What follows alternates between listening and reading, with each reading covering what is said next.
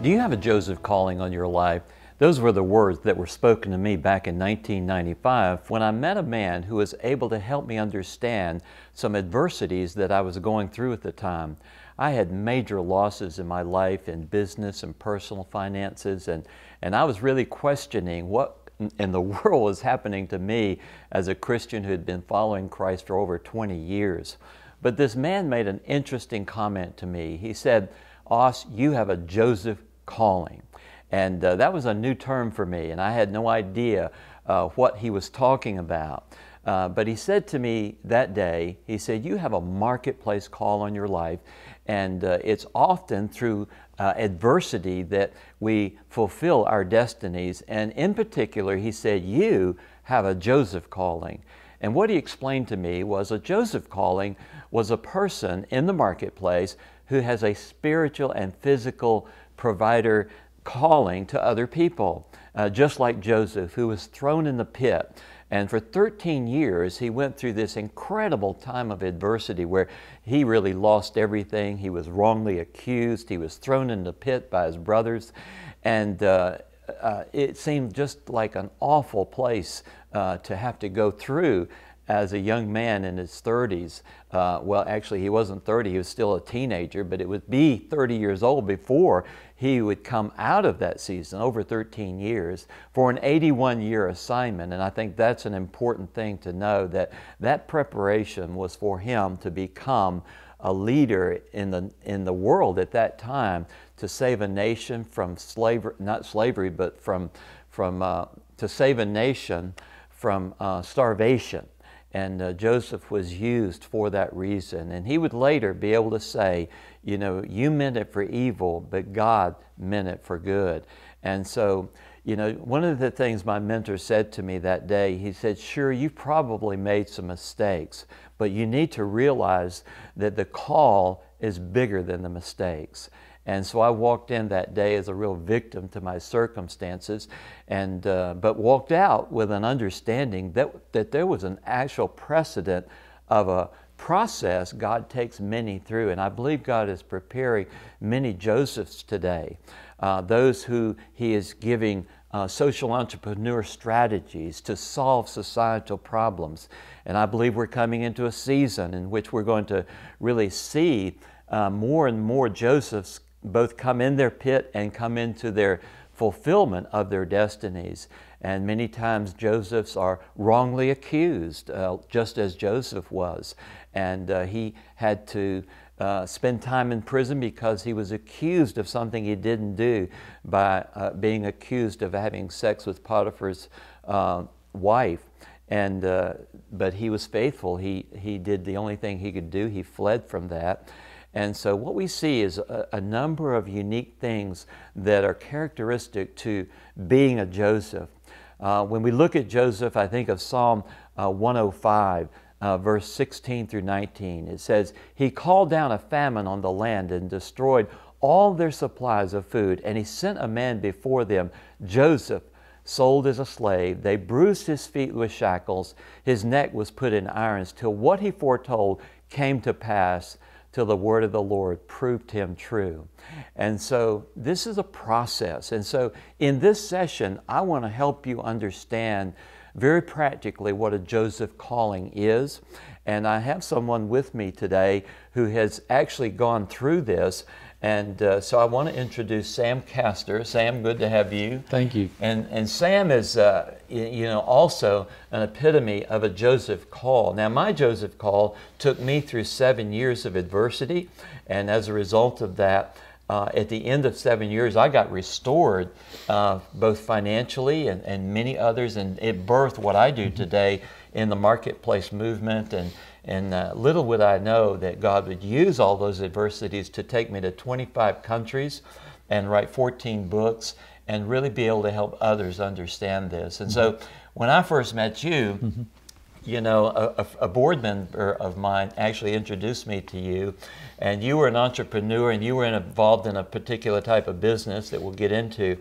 But, you know, I did a little search on you on the internet, and And I was quite surprised at what I found, and this is one of the things we'll talk about today is that, so often God's Josephs go through such extraordinary adversity, and especially being accused. I know a few years ago I was at Harvard, and we were doing this conference there, and all of a sudden the gay community and Muslim community, when they found out we were going to be on the campus, they began spreading lies about all the speakers all over the internet. In fact, I never knew so many things about myself as what I read on the internet. Yeah. And so many times this is what happens, is that you may have a call on your life, you may have an invention, and God may give you an invention, and yet there's a process that God uses to birth that, and there's great adversity. And if you're a Joseph, you're going to go through a lot of adversity,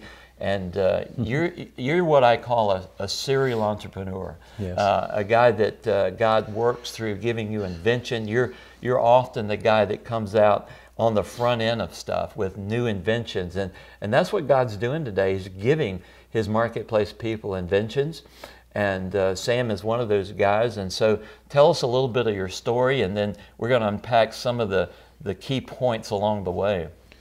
Well, thanks, Oz, for having me on the show today. I really appreciate it. Get to tell my story. I love that.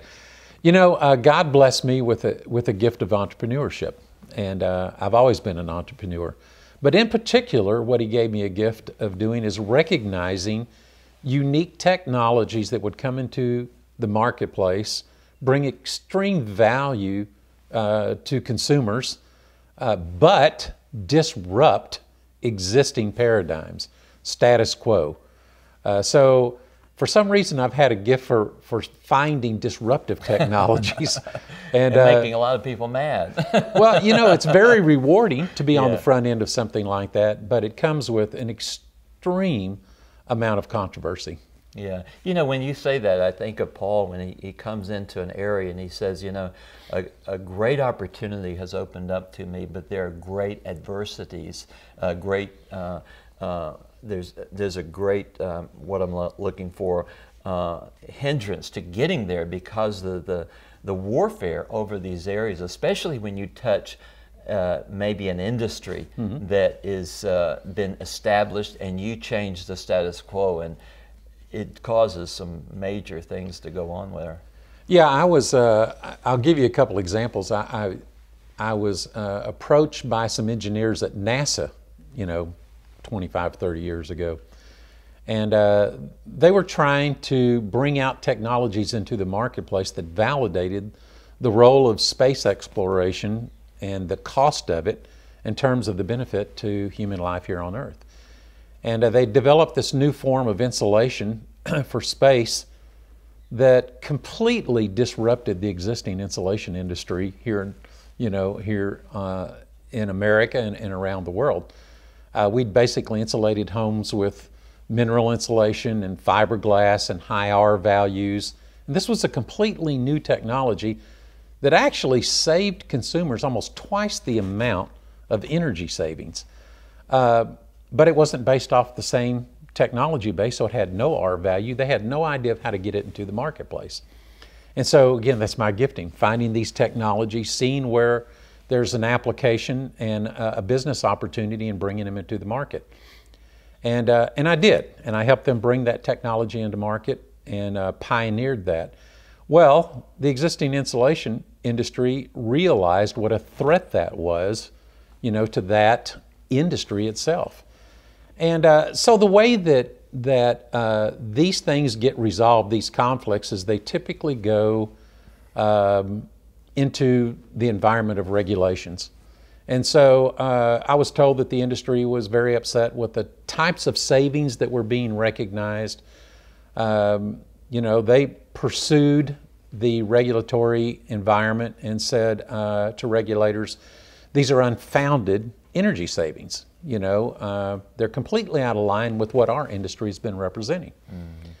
And so you meet with regulators and you go through that, and essentially what happens is it's a tough job for regulators because they have to try to referee change in society.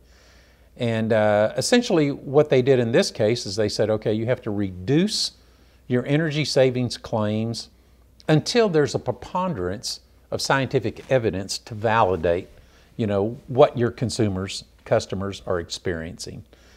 And so we went through that process. We did research to validate it. And, a year and a half later, basically all the claims that we'd made had been validated by science.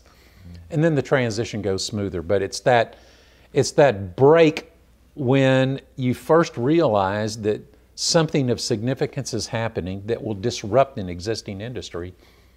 And then getting involved in that process of finding out how to make representations to the public appropriately until, again, there's a preponderance of evidence. One of the more unique opportunities that came my way, and listen, when I became an entrepreneur of disruptive technologies, I had inventors coming from everywhere with all kinds of stuff. And let's clarify what you mean when you say disruptive technologies. Basically, you're confronting the kind of the industry and the industry norm, and this product is going to change the way people do certain things within that industry, and so the establishment reacts to that. Yes. And so in many cases, when you're dealing with the government or the FDA or any type of standardization, you're going against the Goliath. And you're just the little guy out here, and they'll take everything they can to shut you down, right? Yeah, I mean, they're protecting status quo. Right. And regulators are trying to decipher fact from fiction. Is this really legitimate? What kind of claims can be made? At what point is there, again, a preponderance of evidence to support, this change in society? And but anyway, an inventor came to me with an electronic pest control device. And I looked at that and I thought, there's a multi-billion-dollar business out there of an industry that goes into homes and sprays toxic chemicals to rid the homes of pests. And what if something non-invasive like an electronic pest control really did work? I mean, just think of the benefit that would bring to the people. And there wasn't a lot of science around it. There was just some experience. But I helped pioneer that technology, and the same thing happened. The chemical pest control industry complained and threw a fit. I remember when that product came out. I was just discovering today that you were the originator of that kind of product. That was amazing. Exactly, and so the same thing happened. Regulators got involved and held us to a high level of standard of science to prove the case. It was a tough case to prove because electronic pest control basically just irritated pests. Didn't kill them, just didn't want them to live, they didn't want to live in that environment.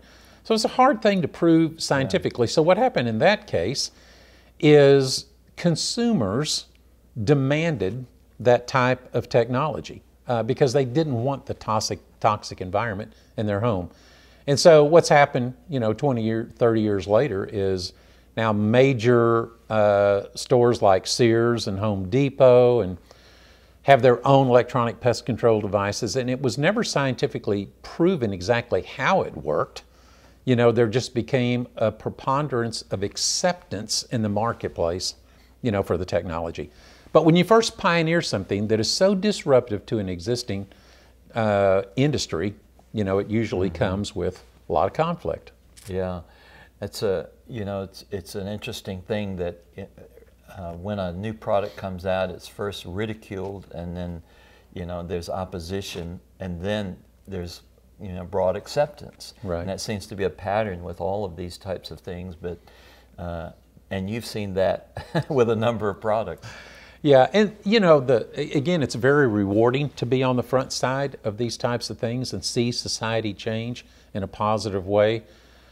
The downside is that because all of the regulatory actions come from the consumer fraud divisions, whether it's attorney generals or FTCs or FDAs or whatever, the press picks up on it and always talks about the action that is taken, never about the ultimate resolution.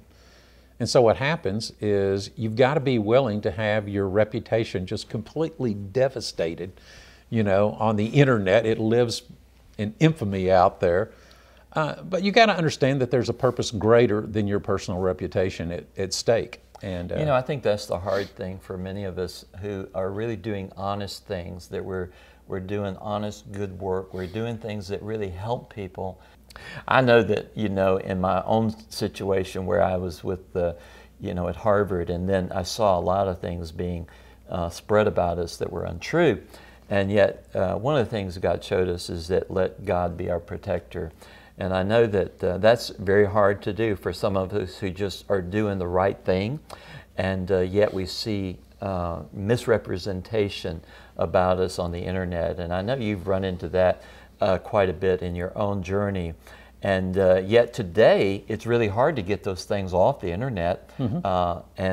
So we have to live with that. And so people have to, you know, come to us to find out the real story sometimes. And so part of the reason we're doing an interview like this is to help people understand how the Joseph process happens and how the devil really, you know, it says wants to steal, kill, and destroy from our lives. So he wants to discredit all believers in the marketplace. He doesn't want you to be successful. He doesn't want you to solve problems in culture. And so, you know, it's amazing how when you do come up with something that's going to have worldwide impact, how the, you know, the enemy's going to come against us. Yeah, I read a book one time called Doing Business God's Way by Dennis Peacock, and it said, you know, God allows problems in our lives and controversy to rid us of our selfishness and pride.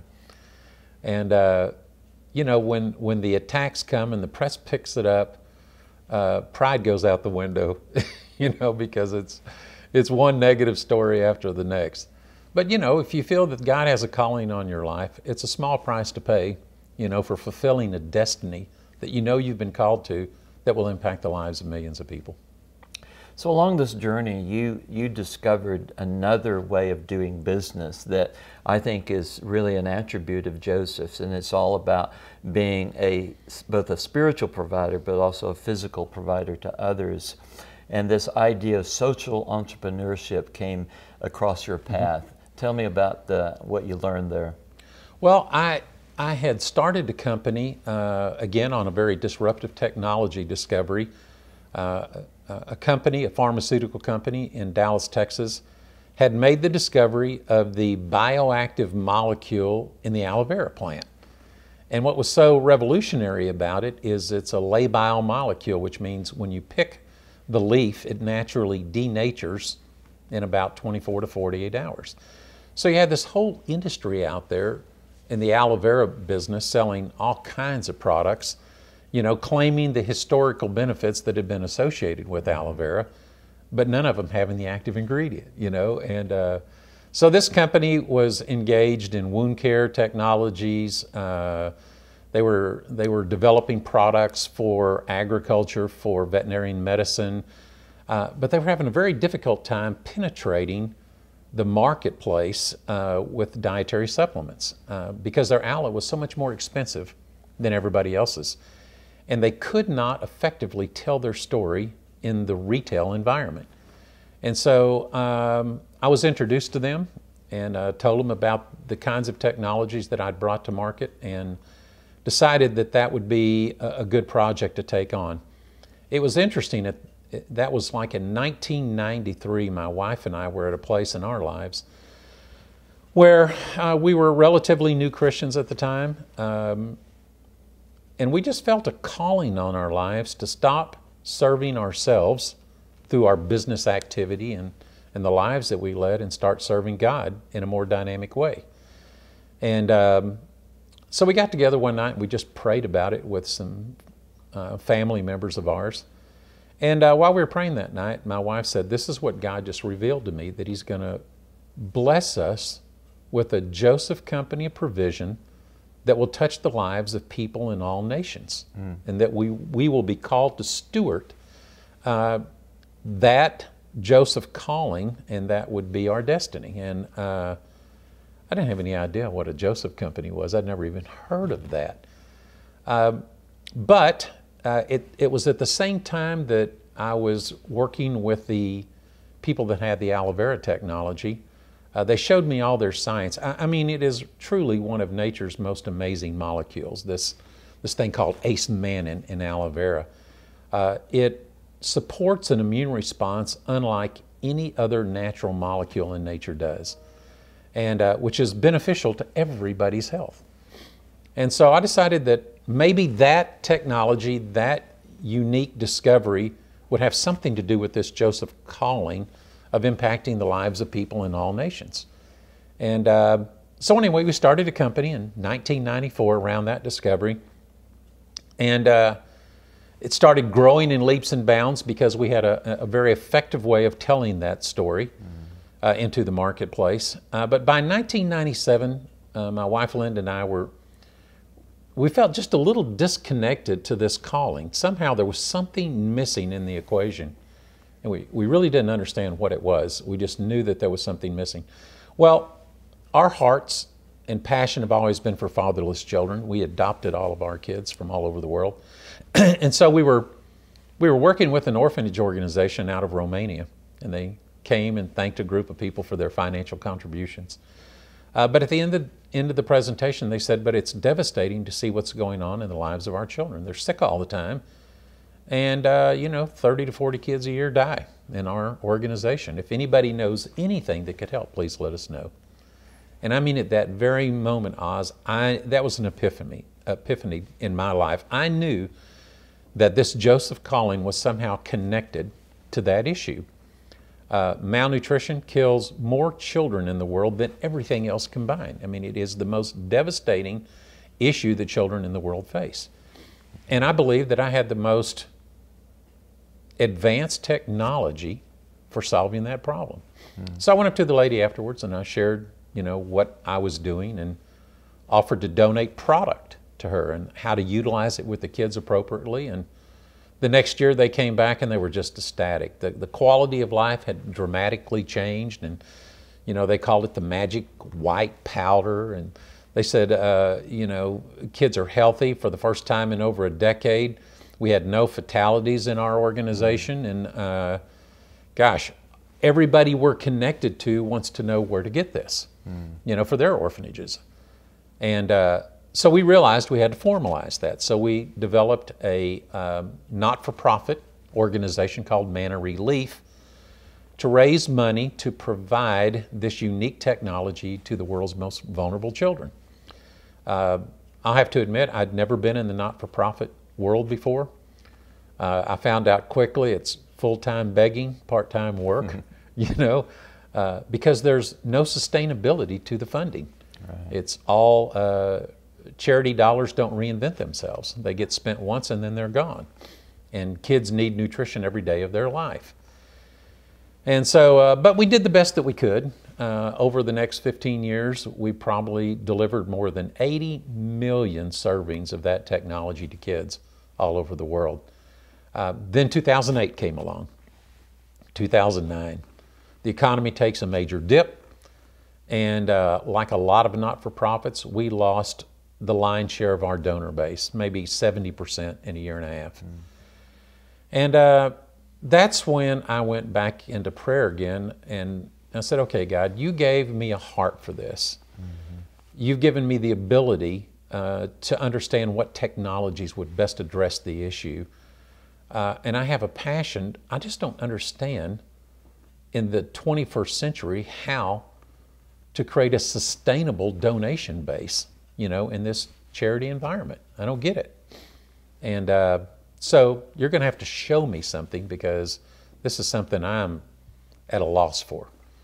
And of course, that's where God wants us, I think, to depend on Him. A couple weeks later, an answer to prayer came when I got an article from Harvard Business Review, and it was entitled, "Can Entrepreneurs Save the World?"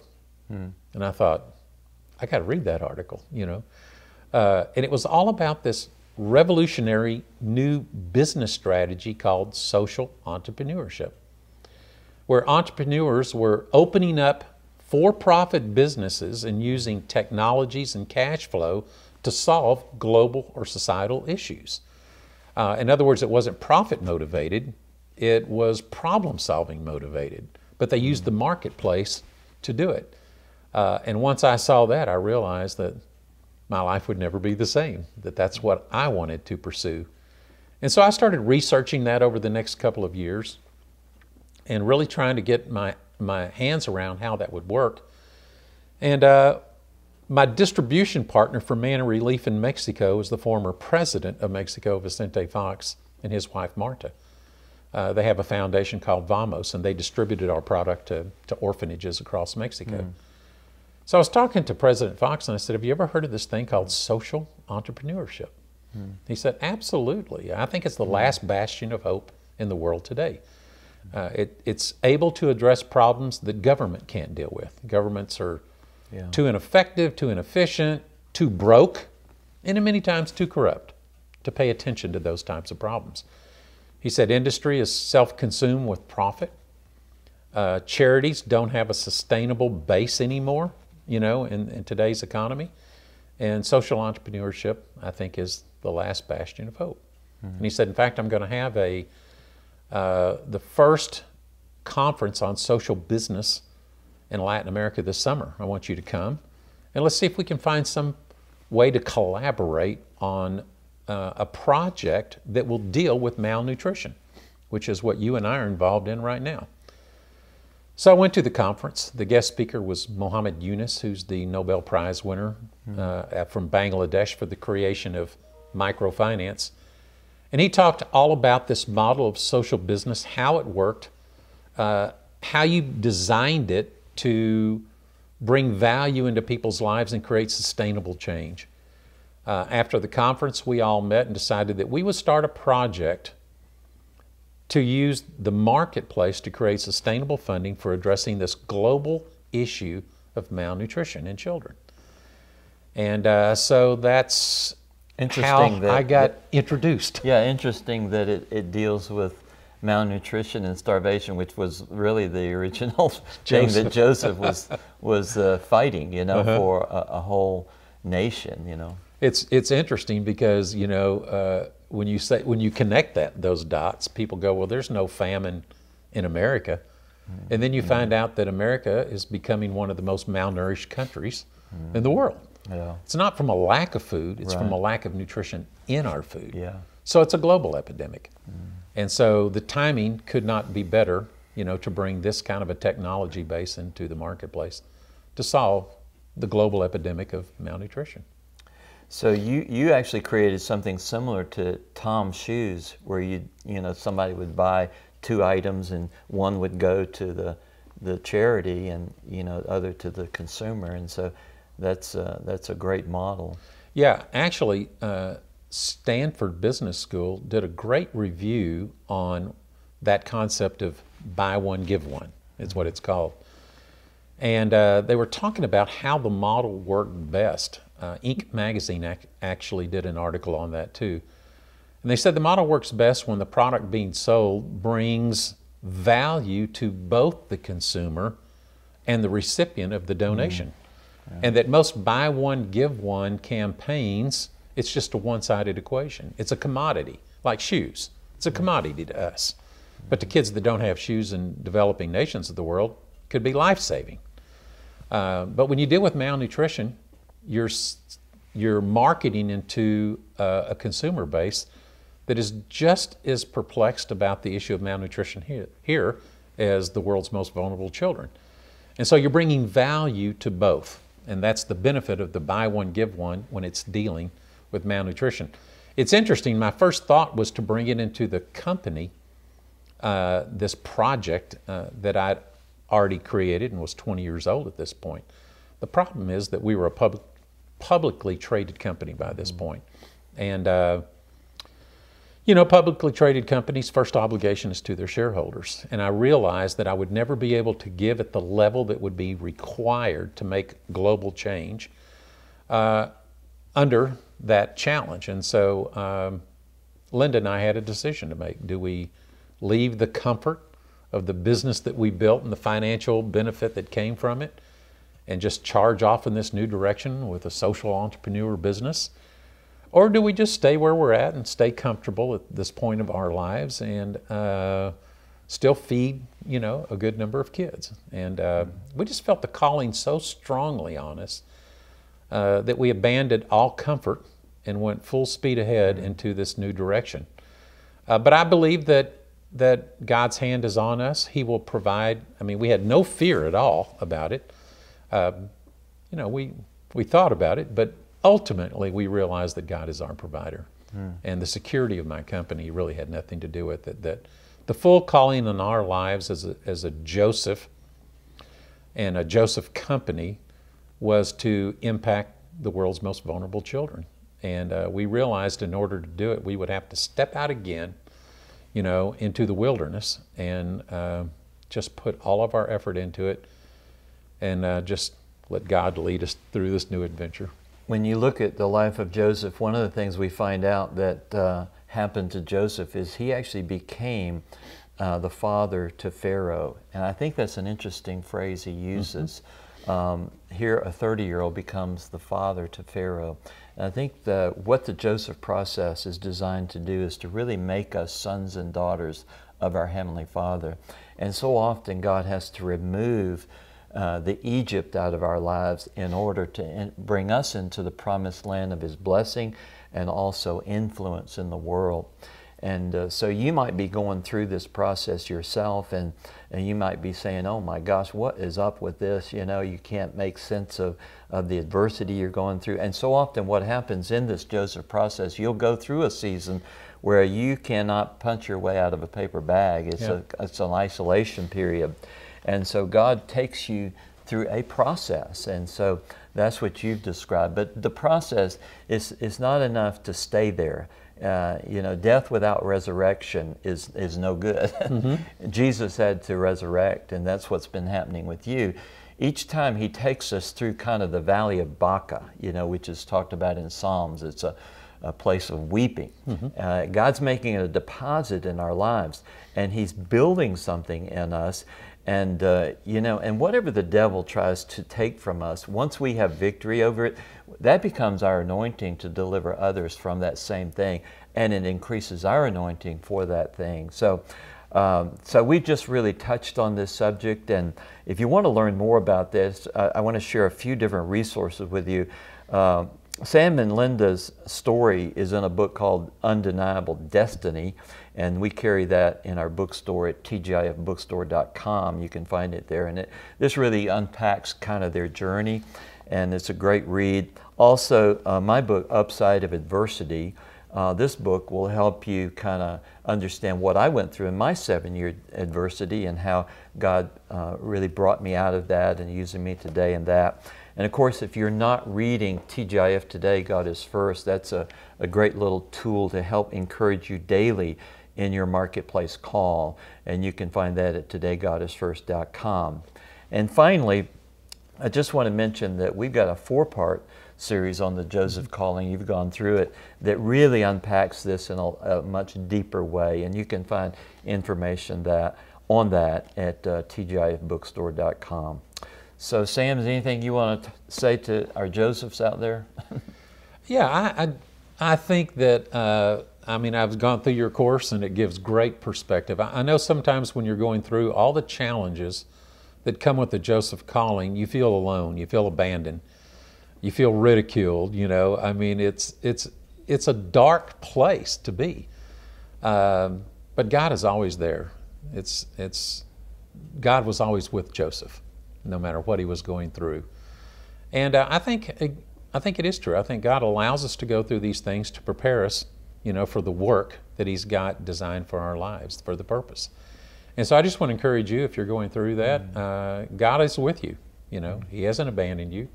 And when you clear the other side, that is when you can fulfill your destiny. Yeah, so well said. And so I encourage you that if this resonates with you, learn more about it. Learn what God is trying to do with you. And there is a bright side on the other side, so we want to encourage you with that truth. You know, God is not done. And the best thing you can do is press into the Lord with all your heart and really ask Him to show you the next step in your journey. Spend quality time with Him. Press in through prayer and reading the Word. And God will meet you where you are. So we'll say goodbye. God bless. If you'd like to go deeper on this topic of the Joseph calling, we've produced a 4-part audio series that unpacks this in much more depth. Just visit tgifbookstore.com. In addition, The Upside of Adversity, Rising from the Pit to Greatness, is also a book I wrote during my season of adversity that will help you understand the Joseph process. And Sam and Linda's book, Undeniable Destiny, written by Linda Castor, will also help you understand the process from a real-life case study. Just visit tgifbookstore.com. God bless.